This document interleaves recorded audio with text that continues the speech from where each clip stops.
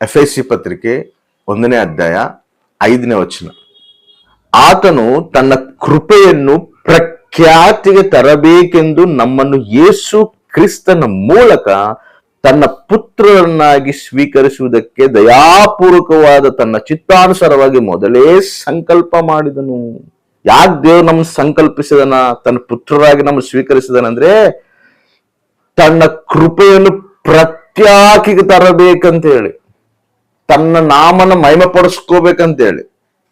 ಅದೇ ರೀತಿಯಲ್ಲಿ 11ನೇ ವಚನದಲ್ಲೂ ಕೂಡ ಒಂದು ಮಾತು ಹೇಳ್ತಾನೆ, ಇದಲ್ಲದೆ ಆತನು ನಾವು ದೇವರ ಸ್ವಕೀಯ ಪ್ರಜೆಯಾದೆವು, ಬರಬೇಕಾದ ಕ್ರಿಸ್ತನನ್ನು ಎದುರು ನೋಡುತ್ತಾ ನಾವು ತನ್ನ ಮಹಿಮೆಯನ್ನು ಪ್ರತ್ಯಾಕಿ ಪಡಿಸಬೇಕೆಂದು ಸಮಸ್ತ ಕಾರ್ಯಗಳನ್ನು ತನ್ನ ಇಷ್ಟದಂತೆ ನಡೆಸುವ ದೇವರು ತನ್ನ ಸಂಕಲ್ಪದ ಮೇರೆಗೆ ನಮ್ಮನ್ನು ಆದಿಯಲ್ಲೇ ಆರಿಸಿಕೊಂಡನು. ಆದಿಯಲ್ಲೇ ಎದಕ್ಕೆ ಆರಿಸಿಕೊಂಡನಂತ? ತನ್ನ ಮಹಿಮೆಯನ್ನು ಪ್ರತ್ಯಾಕಿಗೆ ಪಡಿಸಬೇಕಂತ ಹೇಳಿ. ದೇವರು ನಮ್ಮನ್ನ ಸೃಷ್ಟಿ ಮಾಡಿರದೆ ತನ್ನ ನಾಮನ ಮಹಿಮೆ ಪಡಿಸೋಕಂತ. ಆಮೇನ್. ನೋಡಿ, ದೇವ್ರು ನಮ್ಮ ಎದಕ್ಕೆ ಸೃಷ್ಟಿ ಮಾಡಿದನ? ದೇವರ ನಾಮನ ನಾವು ಮಹಿಮೆ ಪಡಿಸೋಕ. ಮತ್ತೆ ನಾವು ಏನ್ ಮಾಡ್ತಿದೀವಿ? ದೇವರಿಗೆ ಮಹಿಮಕರವಾಗಿ ನಾವು ಜೀವಿಸ್ತಿದೀವ? ನಮ್ಮ ಜೀವಿತದಲ್ಲಿದ್ದ ದೇವರಿಗೆ ಮಹಿಮೆ ಆಗ್ತಿದನ, ಇಲ್ಲ ಅವಮಾನ ಆಗ್ತಿದನ? ಹೆಂಗ ನಮ್ಮ ಜೀವಿತ ಐತೆ, ಹೆಂಗ ನಾವು ಜೀವಿಸ್ತಿದೀವಿ? ನಮ್ಮನ್ನ ನೋಡಿದವರು ದೇವ್ರ ಮಹಿಮೆ ಪಡಿಸ್ತದಾರ, ಇಲ್ಲ ನಮ್ಮನ್ನ ನೋಡಿದವರು ಅಬ್ಬಾ ಇವ್ರೇನ್ ಚರ್ಚಿಗೆ ಹೋಗ್ತಾರ, ಇವ್ರೇನ್ ಭಕ್ತಿ ಮಾಡ್ತಾರ, ಲೋಕಾನುಸಾರವಾಗಿ ಜೀವಿಸ್ತದಾರಲ್ಲ, ಈ ರೀತಿಯಾಗಿ ಮಾತಾಡಿ ದೇವರಿಗೆ ಅವಮಾನ ತರುವಂತ ಜೀವಿತ ನಮ್ದೈತಾ? ಇಲ್ಲ ನಮ್ಮನ್ನ ನೋಡಿದವರು ಕ್ರಿಸ್ತು ಇವರಲ್ಲಿ ಕಾಣುತ್ತದ, ನಮಗೆ ಕ್ರಿಸ್ತು ಪ್ರೀತಿ ಇವರಲ್ಲಿ ಕಾಣಕತ್ತೆ, ನನಗೆ ಆ ಒಂದು ಭಕ್ತಿ, ಆ ಒಂದು ವಿಧೇಯತೆ, ಆ ಒಂದು ಪ್ರೀತಿ ಇವರಲ್ಲಿ ನನಗೆ ಕಾಣಕತ್ತೆ. ಕ್ರೈಸ್ತವರಾಗಿ ಕ್ರಿಸ್ತು ಪ್ರೀತಿನ ವ್ಯಕ್ತಪಡಿಸುವಂತವರಾಗಿದ್ದೀವ? ದೇವ್ರ ನಾಮನ ಮಹಿಮೆ ಪಡಿಸುವಂತವರಾಗಿದ್ದೀವ? ನಮ್ಮನ್ನ ನಾವು ಪರೀಕ್ಷಿಸ್ಕೋಬೇಕು. ದೇವ್ರ ನಮ್ಮನ್ನ ಯಾಕೆ ನಮ್ಮನ್ನ ಸಂಕಲ್ಪಿಸಿದನಂದ್ರೆ ತನ್ನ ನಾಮ ಮಹಿಮೆ ತಂದ್ಕೊಳಕಂತ. ಅದೊಂದೇ ಅಲ್ಲ, ನಮ್ಮ ಶ್ರಮಗಳಲ್ಲಿ ದೇವ್ರ ತನ್ನ ನಾಮ ಮಹಿಮೆ ತಂದ್ಕೊಂತಾನ. ನಾವು ಶ್ರಮಗಳ ಮಧ್ಯದಲ್ಲಿ ಹೋಗ್ತಿರುವಾಗ ಆ ಶ್ರಮಗಳಲ್ಲಿ ಕೂಡ ದೇವ್ರ ನಾವು ಕೊಂಡಾಡ್ತೀವಲ್ಲ, ಆ ಶ್ರಮಗಳಲ್ಲಿ ದೇವ್ರನ್ನ ನಾವು ಆರಾಧಿಸ್ತೀವಲ್ಲ, ದೇವರಿಗೆ ಮಹಿಮೆ ಆಗ್ತದೆ. ಆಮೇನ್. ಒಬ್ಬರು ಶ್ರಮ ಬಂದತಂದ್ರೆ ಚರ್ಚಿಗೆ ಬರೋದಿಲ್ಲ, ಇನ್ನೊಂದ್ ಸ್ವಲ್ಪ ಕಷ್ಟ ಬಂದತಂದ್ರೆ ಪ್ರಾರ್ಥನೆ ಮರಿತಾರ, ಆರಾಧನೆ ಮರಿತಾರ. ಇನ್ನ ದೇವ್ರಿಗೆ ಏನಿಲ್ಲದೆ ಹೆಂಗ ಮಹಿಮೆ ಆಗ್ತದೆ? ಶ್ರಮದಲ್ಲಿ ಕೂಡ ದೇವರಿಗೆ ಮಹಿಮೆ ಆಗ್ಬೇಕಂದ್ರೆ ಆ ಶ್ರಮನಲ್ಲಿ ಕೂಡ ದೇವರ ನಾವು ಆರಾಧಿಸಬೇಕು, ಪ್ರಾರ್ಥಿಸಬೇಕು. ನನ್ನ ದೇವರು ನಂಬಿಗಸ್ತನು, ನನ್ನ ದೇವರು ಅನ್ಯಾಯನಸ್ತನಲ್ಲ. ಈ ಶ್ರಮ ಇವತ್ತಿರ್ತತೆ, ನಾಳೆ ಕಿತ್ತು ಹೋಗಿತಾನ ದೇವರು. ಆದ್ರೆ ನನ್ನ ದೇವರು ಸರ್ವಶಕ್ತಿವಂತನು, ನ್ಯಾಯವಂತನು, ನನ್ನ ಕೈ ಬಿಡೋದಿಲ್ಲ ಅಂತೇಳಿ ಆ ಶ್ರಮದಲ್ಲಿ ಕೂಡ ನಾವು ದೇವರನ್ನ ಮಹಿಮೆ ಪಡಿಸ್ತೀವಲ್ಲ, ಅದು ದೇವರಿಗೆ ಮಹಿಮೆ ಆಗ್ತದೆ. ಅದೇ ರೀತಿಯಲ್ಲಿ ನಮ್ಮ ಜಯದಲ್ಲಿ ಕೂಡ ದೇವರ ಮಹಿಮೆ ಹೊಂದುತ್ತಾನೆ. ಶ್ರಮದಲ್ಲಿ ಕೂಡ ನಾವು ನಿಂತು ದೇವರಲ್ಲಿ ವಿಶ್ವಾಸ ಇದ್ದು ಆ ಒಂದು ಶ್ರಮನ ನಾವು ಜಯಿಸ್ತೀವಿ ನೋಡಿ. ದೇವರು ಜಯಿಸುವಂತೆ ಮಾಡ್ತಾನ. ಮಾಡಿದಾಗ ಆ ಜಯನಲ್ಲಿ ಕೂಡ ದೇವರ ಮಹಿಮೆ ಹೊಂದುತ್ತಾನೆ.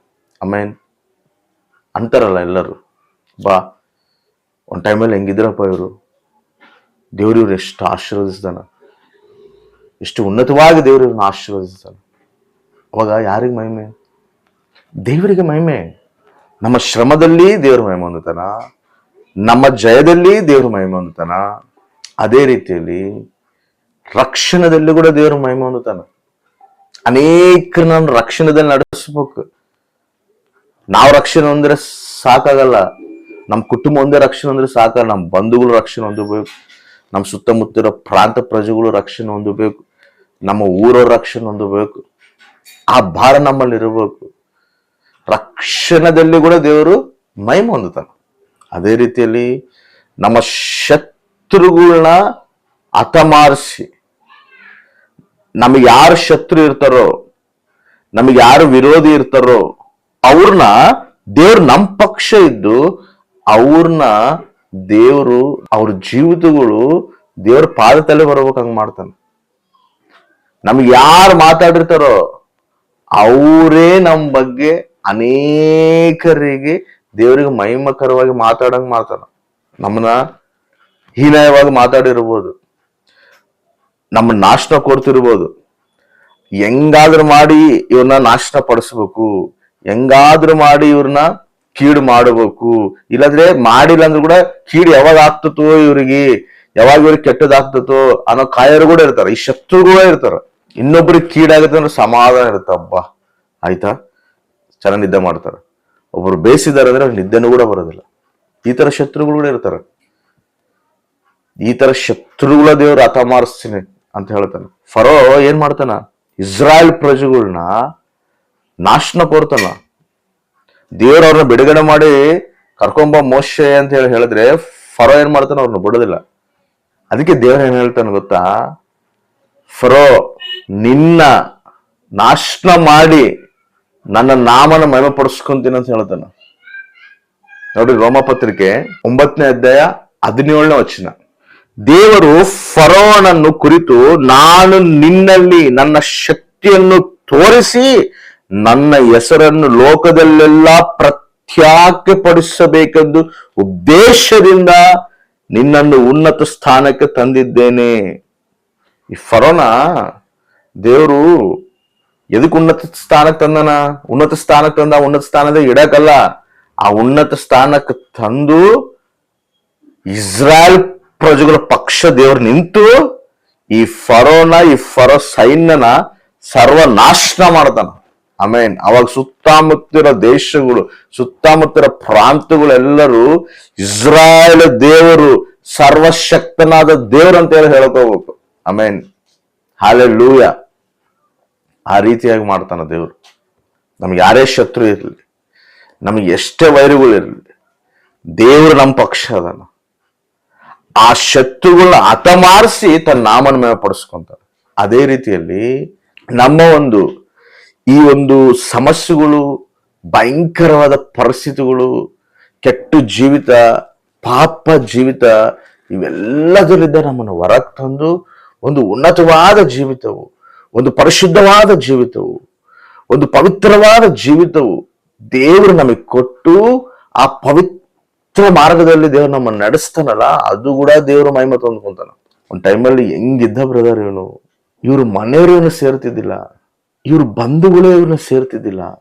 ಎಷ್ಟು ಪಾಪದಲ್ಲಿ ಇರುವಂತ ವ್ಯಕ್ತಿ ಈಗ ದೇವರಿಗೆ ಮಹಿಮಕರವಾಗಿ ಜೀವಿಸ್ತದನ, ಅನೇಕರಿಗೆ ಆಶೀರ್ವಾದಕರವಾಗಿ ಜೀವಿಸ್ತದನ.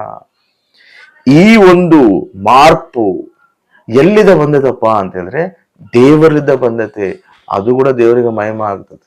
ಆಮೇನ್, ಹಲ್ಲೆಲೂಯಾ. ನೋಡ್ರಿ, ನಮ್ಮ ಶತ್ರುಲಿದ್ದ ದೇವರು ಮಹಿಮ ಹೊಂದುತ್ತಾರೆ. ಅದೇ ರೀತಿಯಲ್ಲಿ ನಮ್ಮ ಕೆಟ್ಟ ಸ್ವಭಾವವನ್ನು ತೆಗೆದು ನೀತಿವಂತರಾಗಿ ಮಾಡಿ ನೀತಿ ಮಾರ್ಗದಲ್ಲಿ ದೇವರು ನಮ್ಮ ನಡೆಸಿ ತನ್ನ ನಾಮನ ಮಹಿಮೆ ತಂದುಕೊಂತಾರೆ. ನಮ್ಮ ಶ್ರಮಗಳಲ್ಲಿ ದೇವರು ಮಹಿಮೆ ತಂದುಕೊಂತಾರೆ. ಅದೇ ರೀತಿ ನಮ್ಮ ಜಯದಲ್ಲಿ ದೇವರು ಮಹಿಮೆ ತಂದುಕೊಂತಾರೆ.